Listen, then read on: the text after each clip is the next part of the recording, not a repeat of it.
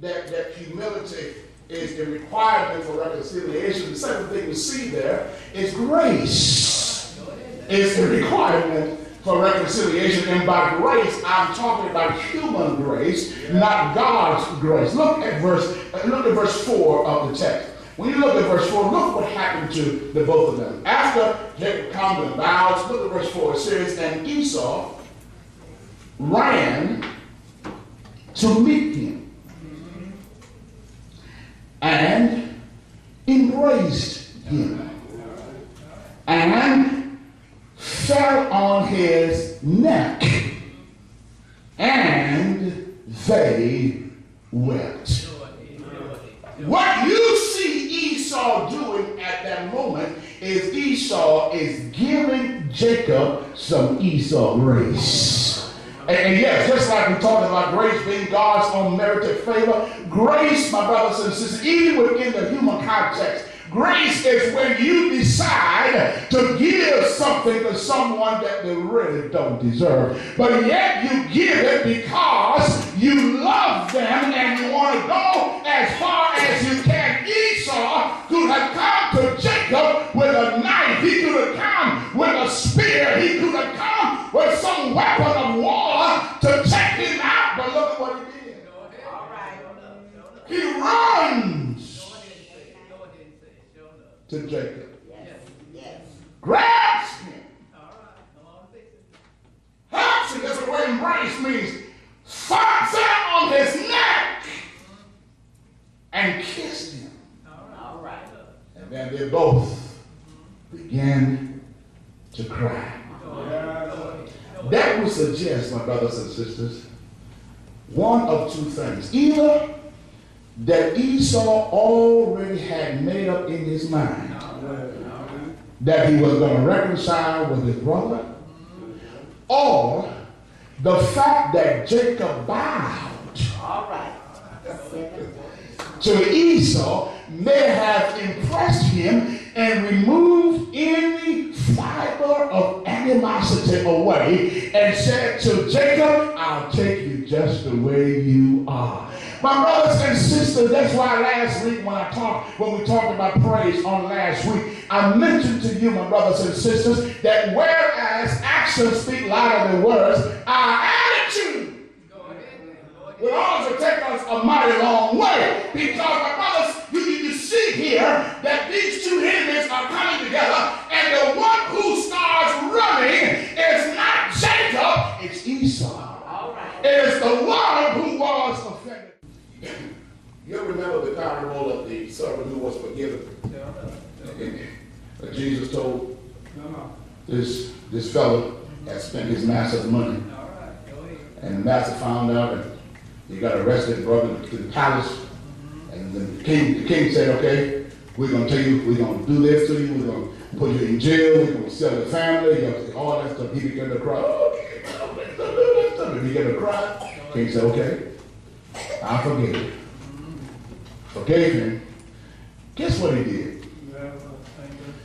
Servant left the place where he had just been forgiven, runs out into the street, and finds someone who owed him some money.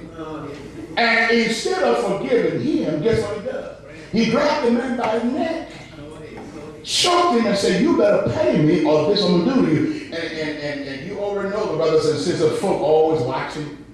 So there was other servants who were watching and saw this and went back and told the king, and the king got him again, and this time there was no forgiveness. What I'm saying here is that if somebody makes a move toward you in the effort to be reconciled, you ought to make a move towards them too. And don't sit there like, well, he wronged me, so he gonna pay. No. Because the truth be told, when you really think about the grand scheme of this thing called salvation, Jesus made a move toward us. And even when we didn't move an inch, he kept on coming.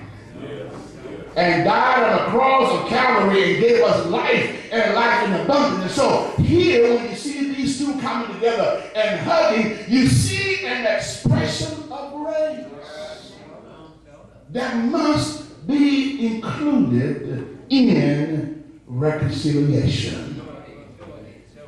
Not only do we find that humility is required in reconciliation, not only do we find that grace is required in reconciliation, but also surrender is required in reconciliation. Look at verses 10 and 11. Here comes Jacob with his family and his property. He comes with all that he has, and he does something very strange. He says to Esau, I'm going to give all this to you. All that I have, all right, my children, my property is yours. He said, but here's the thing. Esau didn't ask for it. In fact, when you read verses 8 and 9 and a few verses before that, you will see Esau saying to Jacob, listen, man, I've got enough. I don't need this stuff. But what happens is Jacob recognizes that in his state of humility and being a recipient of grace, he responds by telling Esau, all that I have, you can have as well. Now, I ain't telling you to go give folk your property or your wife or your children.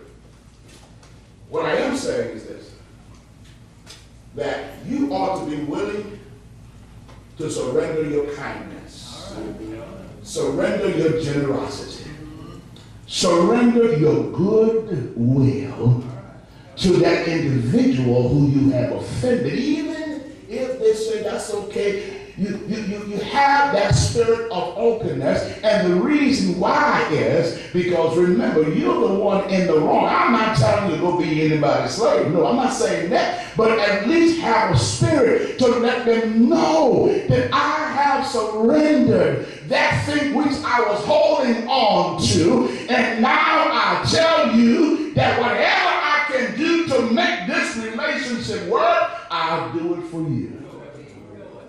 And so he says to him, take all I have. And Esau says to him, listen, man, I'm okay.